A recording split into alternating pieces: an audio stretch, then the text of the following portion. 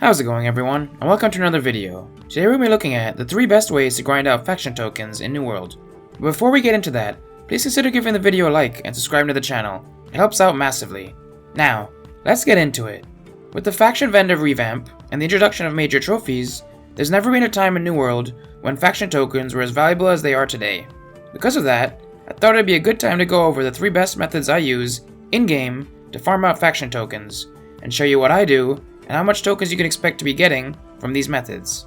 Before we get into method number 1, let me tell you a bit about the loyalty perk, which is something that will increase how many tokens you'll be getting per hour significantly. Currently, you can only get this perk on your bags, and it'll be a bit pricey, but if you get 3 of the highest quality bags with this perk on it, you can be getting an additional 14.4% faction tokens in total.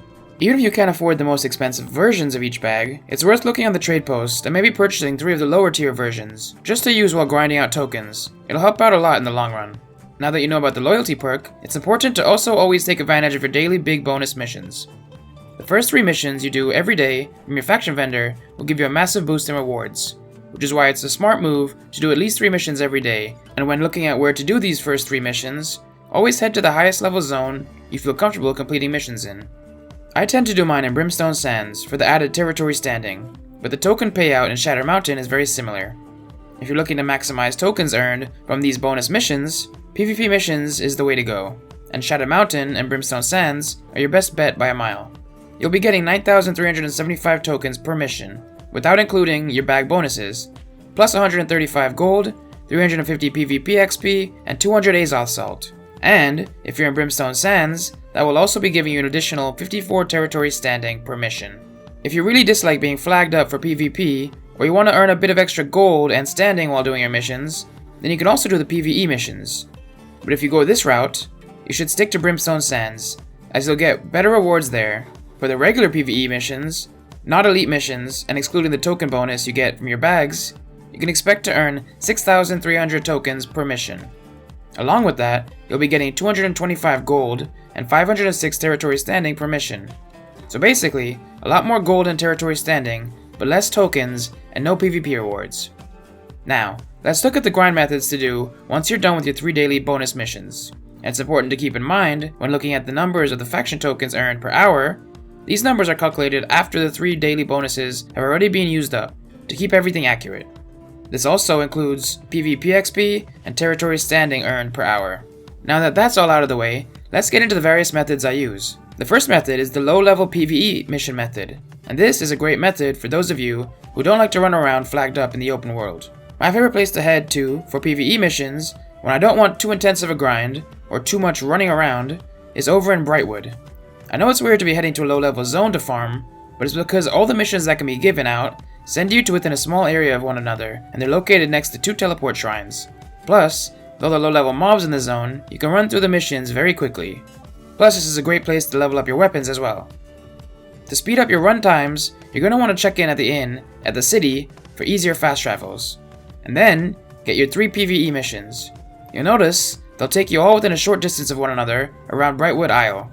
Simply teleport down and finish them all off as quickly as possible. Head back to the city to turn them in, and rinse and repeat. Doing this method, it took me roughly 6.5 minutes per set of 3 quests. So that means you can get 9.5 runs done per hour, bringing you in 18,848 faction tokens per hour.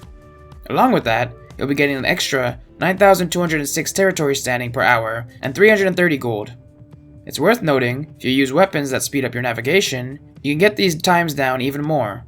And with my bags only giving me plus 9% faction token bonuses, if you have the best bags possible, you can even get more tokens per hour. One quick thing to note, however, is sometimes you get the Corruption Breaches mission as an option. In that scenario, I just skip that one, do a 2 mission run, and head back after they're done.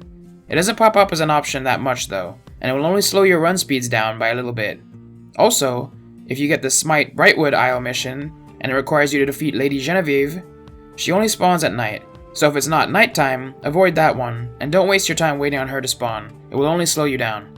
Grinding here is a fast and easy way to get tons of faction tokens, while leveling your territory standing in Brightwood, and getting a bit of gold on the side as well.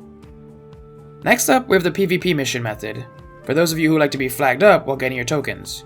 But don't worry, even if you're not a big PvPer, this method is just as PvP as the previous method. However, there is a chance of other players griefing you, but it rarely happens for me in a very high populated server. My favorite place to head for this is over in Great Cleave. Teleport into Eastburn and head to your faction representative. You're going to want to accept all of the 3 PvP missions. Currently, there's a bug where only 2 missions show up as available, but simply wait for the 5-minute reset to finish and then grab your 3rd mission. You can even do a 2-mission run while you wait for it.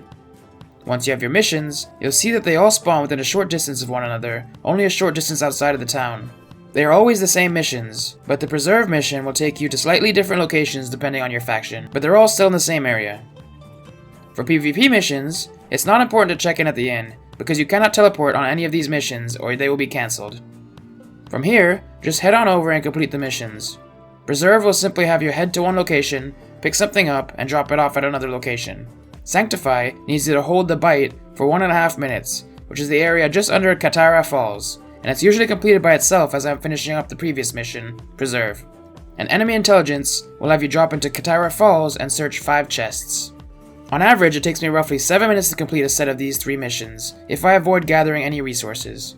If you do like to earn a bit of extra gold on the side during these runs, you can cut the word trees, mine the gold ores, and mine for lodestones as they spawn throughout your runs.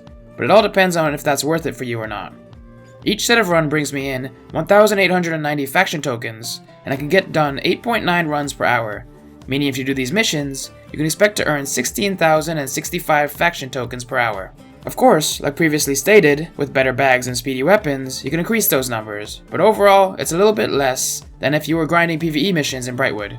The upside, however, is that this method also brings in an additional 9,818 PvP track XP per hour, which could see you getting tons of track levels, and you could even get some pretty great rewards from them.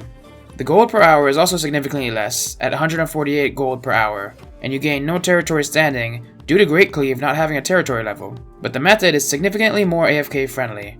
Most of the time you can just throw an auto run in your objective's direction and do something else until you're getting close and take back control of your character. Only the mission which requires you to grab chests needs you to be active. But it all depends on what you prefer. If you're into a more AFK grinding method that still brings in a good amount of faction tokens plus levels your PvP track on the side, but might earn you a little bit less gold and gain you no territory standing, this could be the method for you. And finally, we have the high level PvE mission method. This works in most high level zones, and it's much like the Brightwood method, but more for those of you who want a bit more of a challenge in your gameplay. My favorite spot to head for this is Brimstone Sands, because it's the highest level zone currently, with lots of great resources around, and unlike somewhere like Shattered Mountain, I can also gain territory standing while grinding. Unlike in Brightwood, however, here you're going to be focusing on one mission at a time. It's also a good idea to check in at the inn to speed up your grind, and if you have a house in Brimstone Sands, that speeds up things even further. You're going to want to grab all the missions you can get done quickly every time you head into town, and get them all done one by one. The more you do this method, the more you'll realize which missions you can get done more quickly, and the ones that are worth avoiding due to the length they take to complete. For me, I tend to skip any of the elite missions, and missions like Crusade the Ennead, Key to the Past, and Swift as an Arrow, as they either take longer than usual to complete, or are a bit more difficult to solo. Different factions will have different missions, so play around with each one, and make a list of the ones for you to skip, and the ones for you to go after. I ran a timer as I completed each mission, so I could know which ones are faster ones for me to complete, and which I should skip.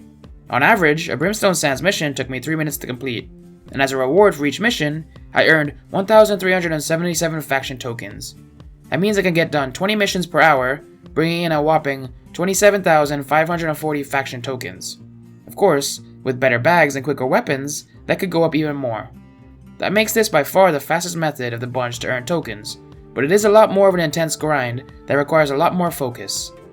Along with this ample amount of faction tokens, you will also be earning 10,100 Brimstone Sands Territory Standing XP and 450 gold every hour. So by all measures, this is the superior way to go about grinding faction tokens, but it takes a few runs to get efficient at this method.